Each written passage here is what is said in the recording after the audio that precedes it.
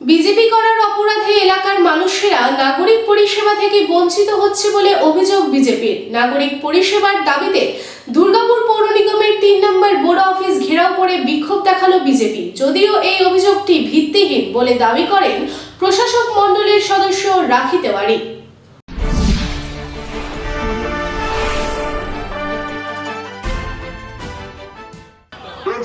সাধারণ মানুষের ভোট লুণ্ঠনকারী তৃণমূল দূর হটো। নির্বাচনে সাধারণ মানুষের ভোট লুণ্ঠনকারী তৃণমূল দূর হটো। গণতন্ত্রের হত্যাকারী তৃণমূলের কালো হাত ভেঙে দাও, ঘুরিয়ে দাও। গণতন্ত্রের হত্যাকারী তৃণমূলের কালো হাত ভেঙে দাও, ঘুরিয়ে দাও। হচ্ছে কেন পরিচালনার জবাব দাও।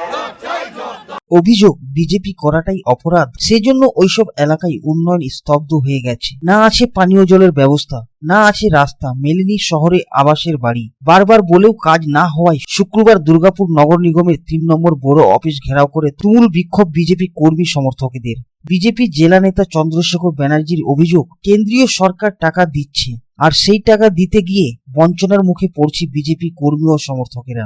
যদি এরপরও কাজের কাজ না হয় তাহলে প্রয়োজনে দুর্গাপুর নগর নিগম অফিসে তালা মেরে দিয়ে বিক্ষোভে সামিল হবেন তারা। দাবি সম্মিলিত স্মারকলিপি তুলে দেওয়া হয় দুর্গাপুর নগর নিগমের 3 নম্বর বড় অফিসের আধিকারিকদের হাতে। শুধু বিজেপি কর্মীরা নয়, সাধারণ মানুষও পুরো পরিষেবা থেকে বঞ্চিত হয়ে পড়ে রয়েছে।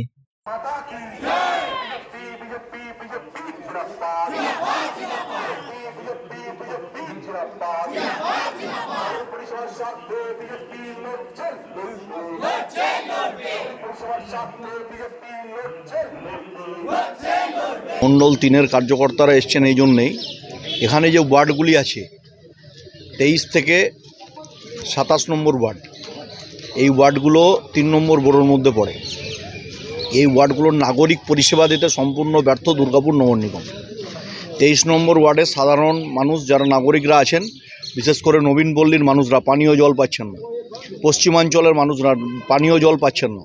কেন্দ্রীয় সরকার, তার প্রধানমন্ত্রী নরেন্দ্র মোদীজির সরকার হর ঘর জল হর ঘর নল, প্রতিটা বাড়িতে পানীয় জল দেওয়ার জন্য কেন্দ্রীয় সরকারের পক্ষ থেকে দুর্গাপুর নগর নিগমকে টাকা দেওয়া হচ্ছে।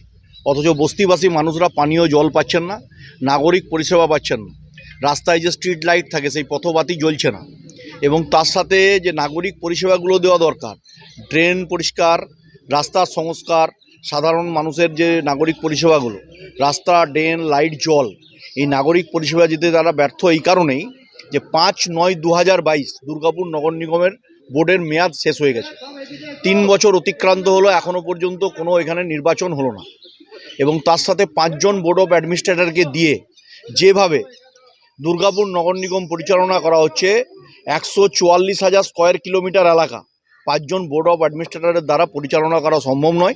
আমরা চাই ভারতীয় জনতা পার্টি অবিলম্বে এখানে স্বচ্ছ নির্বাচন হোক, মানুষ ভোট দিতে পাক, মানুষ নাগরিক পরিষেবা ফিরে পাক।